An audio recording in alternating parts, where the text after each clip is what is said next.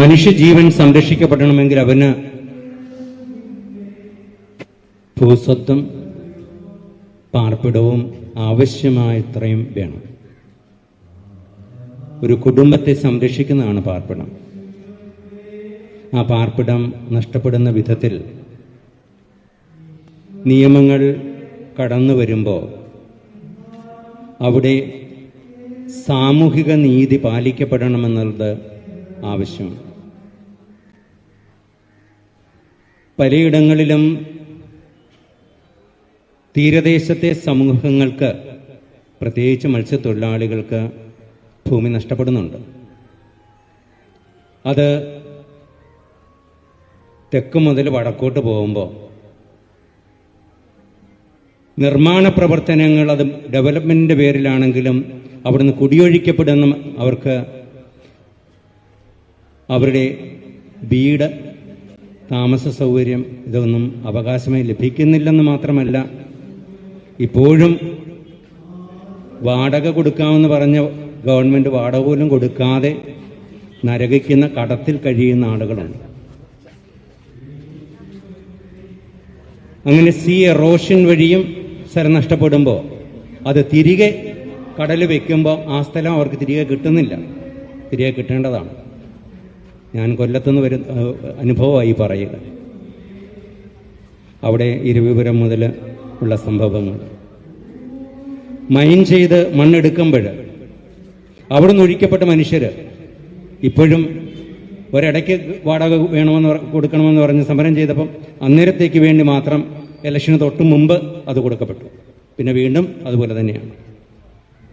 അന്തസ്സായി ജീവിക്കാൻ സാധ്യമല്ലാത്ത വിധത്തിൽ അങ്ങനെയൊക്കെ നടക്കുമ്പോൾ ഇവിടെ ഇപ്പോൾ ഇതാ അതിനേക്കാൾ ദാരുണമായ ഒരു സംഭവം. ശരിക്കും 404.76 ഏക്കർ ഉണ്ടായിരുന്ന ഫറൂഖ് കോളേജിന്റെ സ്ഥലമെന്നാണ് പറയപ്പെടുന്നത്. ആ സ്ഥലത്തിൽ നിന്ന് 300 ഏക്കർ കടലെടുത്തെന്നാണ് പറയുന്നത്. പക്ഷെ ആ കടലെടുത്ത സ്ഥലത്തെക്കുറിച്ച് പറയുന്നില്ല. പിന്നീട് റീസർവേയിൽ ഈ 300 ഏക്കർ കണ്ടെത്തി. ആരുടേത്? ഇവിടെ താമസിച്ചിരിക്കുന്ന ആളുകളുടെ. അത് നേരത്തെ ഫറൂഖ് കോളേജിൽ നിന്ന് വാങ്ങിച്ചതായിരിക്കാം, അതിനു മുമ്പ് അവരിവിടെ താമസിച്ചതായിരിക്കാം. ഇതെല്ലാം കൂടെ ചേർത്തിട്ടാണ് ഈ 160 ആളുകൾ, കുടുംബങ്ങൾ കുടിയൊഴിക്കപ്പെടുന്നത്. ഈ റീസർവേയിൽ എന്തോ തകരാറില്ലേ? നമ്മൾ അതിനെക്കുറിച്ചൊന്ന് ചിന്തിക്കേണ്ടതുണ്ട്. പലപ്പോഴും റീസർവേ നടക്കുമ്പോൾ പാവപ്പെട്ട ജനങ്ങൾ അറിയാറില്ല. പത്രത്തിൽ വരും, പത്രം വായിക്കാറില്ല, ആരും പറഞ്ഞു കൊടുക്കാറില്ല. ഇനി 2019 ഒരു ഡിക്രിയാണ്.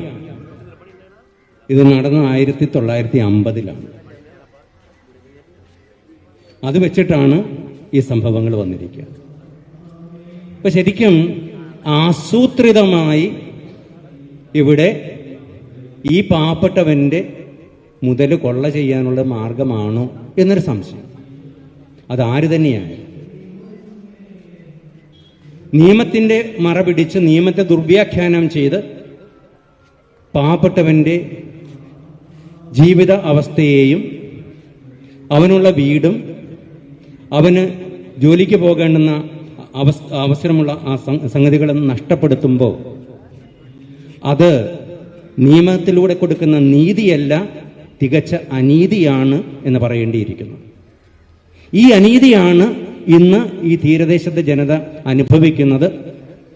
ഇതുപോലെ വീടും കുടിലുമൊക്കെ വികസനത്തിന്റെ പേരിലും അല്ലാതെയും നിഷ്കരുണം നിഷേധിക്കപ്പെട്ട ജനങ്ങളുടെ പ്രതിനിധി എന്ന രീതിയിൽ ഈ കേരളത്തിലെ എല്ലാ മാർജിനലൈസ് ചെയ്യപ്പെടുന്ന മനുഷ്യ ജീവിതങ്ങളുടെ സംരക്ഷണത്തിന് വേണ്ടി നിലകൊള്ളുന്ന പ്രസ്ഥാനത്തിന്റെ പ്രതിനിധി എന്ന പേരിൽ ഞാൻ ഈ സമരത്തോട് എൻ്റെ ഐക്യദാർഢ്യം പ്രഖ്യാപിക്കുകയാണ്.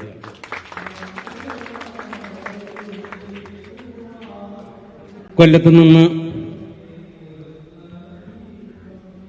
രൂപതയിലെ വികാരി general father Baiju Julian, PRO father Rajesh Martin, procurator father Jolly Abraham തുടങ്ങി നിരവധി വൈദികരും ബഹുമാനപ്പെട്ട സിസ്റ്റേഴ്സുണ്ട്.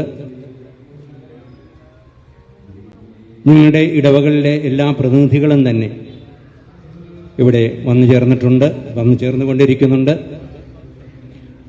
അവരുടെ എല്ലാവരെയും, അതുപോലെ ഞങ്ങളുടെ മിനിസ്ട്രി കോർഡിനേറ്റർ ഫാദർ ജോസഫ് ആസ്റ്റിനുണ്ട്, അഡ്വക്കേറ്റ്.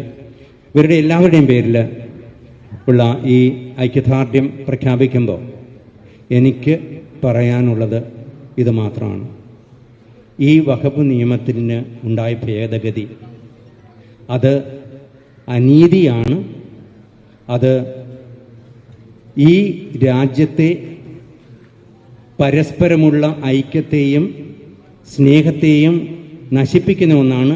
അതിൻ്റെ മറപിടിച്ച് പലരും അവരവരുടെ നേട്ടങ്ങൾ കൊയ്യാൻ ശ്രമിക്കുമ്പോൾ പാവപ്പെട്ടവൻ വീണ്ടും പാവപ്പെട്ടവനായി തീരുകയും അവൻ്റെ ജീവിതം നശിപ്പിക്കപ്പെടുകയും ചെയ്യുമ്പോൾ ഈ നിയമം ഭേദഗതി ചെയ്ത് നീതിപൂർവമാക്കണമെന്ന് കേന്ദ്ര ഗവൺമെൻറ്റിനോട് അഭ്യർത്ഥിക്കുന്നു.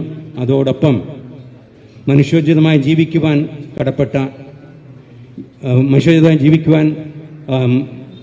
നമ്മുടെ ജനങ്ങൾക്ക് അവസരം നൽകുവാൻ കടപ്പെട്ട സംസ്ഥാന ഗവൺമെൻറ് തീർച്ചയായും അസംബ്ലിയിൽ പാസാക്കിയ ആ പ്രമേയം മാറ്റണമെന്ന് അഭ്യർത്ഥിച്ചുകൊണ്ട് എൻ്റെ വാക്കുകൾ ഞാൻ ചുരുക്കുന്നു.